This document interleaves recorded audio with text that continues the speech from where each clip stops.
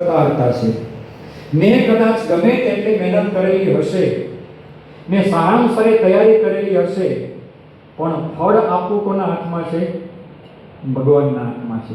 ભગવાનની શક્તિ વગર, ભગવાનની કૃપા વગર કે ભગવાનની આવી રીતે ઈચ્છા વગર હું કાંઈ જ કરી શકું એમ નથી। આ વાત સત્ય હકીકત વાત છે। આપણા ભારતના જ બહુ જ મોટા દરજ્જાના રાષ્ટ્રપતિ ડૉક્ટર અબ્દુલ કલામ સાહેબ, અને એમને આમંત્રણ આવેલું હતું લંડનથી।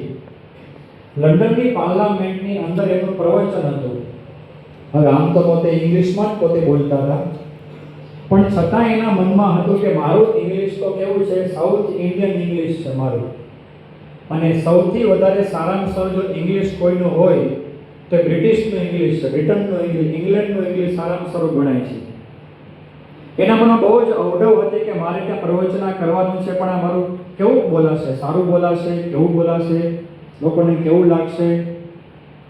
પણ એના મનમાં એક વાત નક્કી હતી કે મારે પ્રવચન કરતા પહેલા ગુજરાતમાં જઈ અને પ્રમુખ સ્વામી મહારાજને મારે મળવું છે, એમના આશીર્વાદ મારી સાથે હોય પછી મારે જવું છે।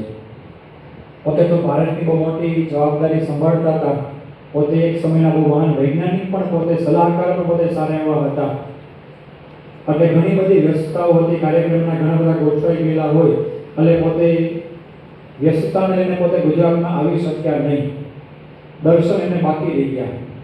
અને પેલા દિવસો નજીક આવી કે લંડન જવાના, પોતે લંડન ગયા।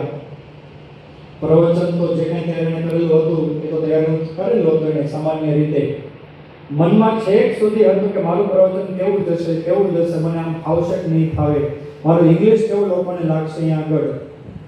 પણ છતાંય એણે ભગવાનને યાદ કરી અને પ્રવચનની શરૂઆત કરી। લગભગ એણે 20 મિનિટ પ્રવચન કર્યું।